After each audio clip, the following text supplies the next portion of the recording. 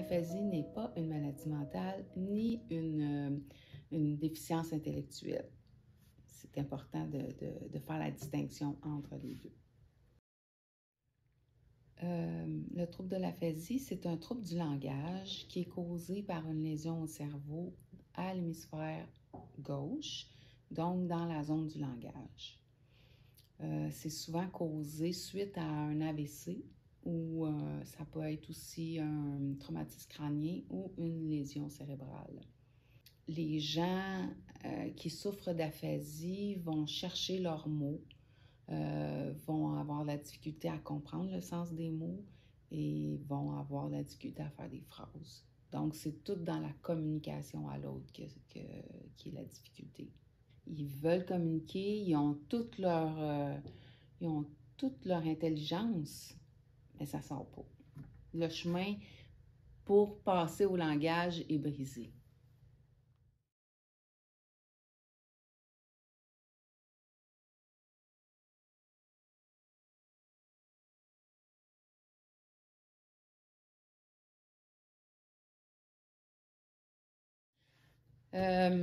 Les symptômes de l'aphasie, il y a le manque de mots.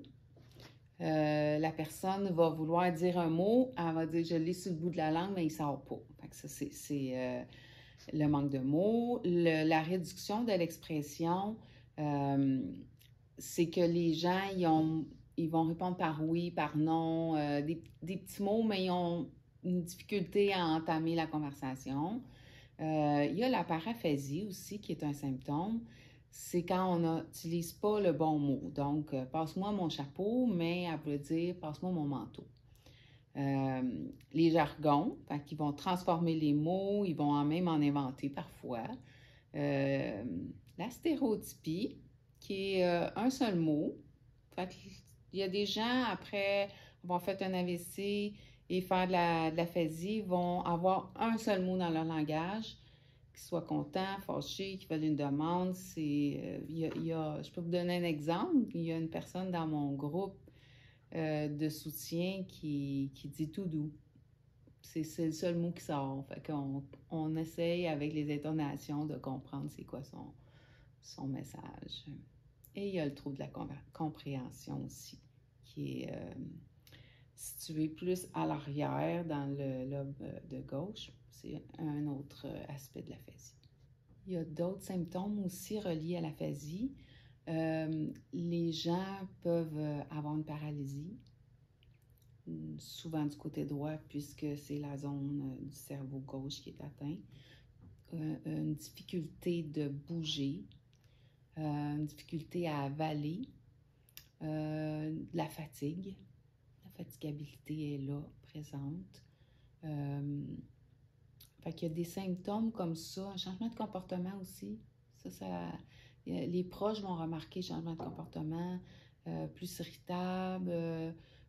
Il y en a qui vont se mettre à sacrer, ils n'ont pas sacré. C'est des changements d'attitude, des émotions qui peuvent être comme démesurées, vues de l'extérieur. Très, très content pour quelque chose de banal ou triste. Fait que ça amène des changements dans leur personne.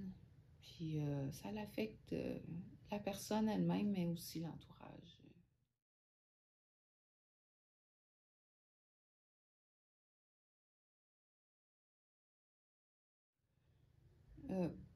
Premièrement, il faut essayer de les encourager à communiquer le plus possible. Fait que, par notre attitude, notre ouverture, notre patience, accepter qu'ils se trompent, accepter qu'ils ont de la difficulté à trouver leurs mots, pas leur couper la parole, parce que ça va pas leur donner le goût d'essayer. Ensuite de ça,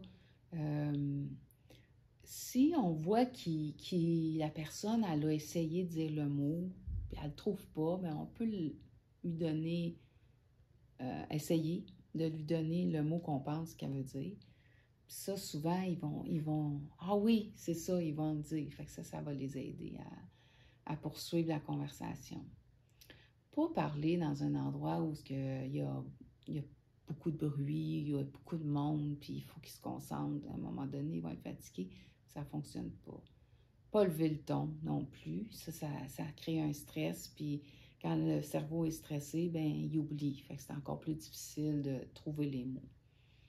Fait que je pense qu'on a notre part à faire si on veut essayer la personne de continuer à communiquer avec ses proches.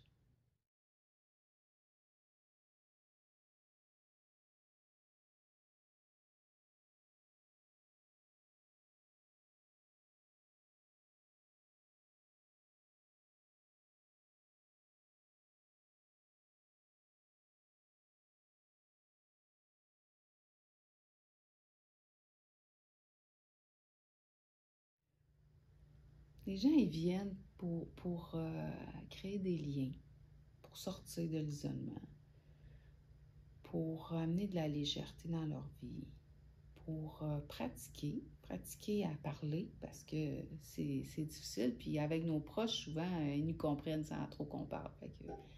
Fait que ça fait pratiquer, ça crée un lien. Ils viennent s'amuser, parler de toutes sortes de choses que peut-être dans ton quotidien, tu ne le feras pas. Euh, prendre confiance. Prendre confiance pour passer à l'autre étape après, puis aller dans des activités à l'extérieur avec monsieur, madame, tout le monde, où ce que là, les défis sont un petit peu plus grands. Dans le groupe de soutien, mais tu es avec tes pairs, avec des gens qui vivent les mêmes défis, avec les mêmes enjeux. Fait que ça va t'encourager, ça va t'aider, ça va te donner des trucs. Parce qu'il y en a qui vont essayer des choses, il y en a d'autres qui vont essayer d'autres choses. Dans le même cadre de soutien, on offre aussi un atelier d'art-thérapie et des services psychosociaux. L'art-thérapie est seulement pour les membres, fait que c'est un endroit où ils vont, je dirais, c'est sûr qu'ils viennent échanger, mais ils viennent aussi prendre un temps pour eux. Et ça leur fait vraiment du bien. J'ai eu des belles avancées dans leur estime de soi grâce à ça. Puis le soutien psychosocial est là pour les deux. Fait que si jamais ensemble ou séparément, les personnes ont besoin d'outils, ont besoin de ventiler, ont besoin de démarches avec d'autres ressources, ben, je peux être disponible pour ces personnes-là.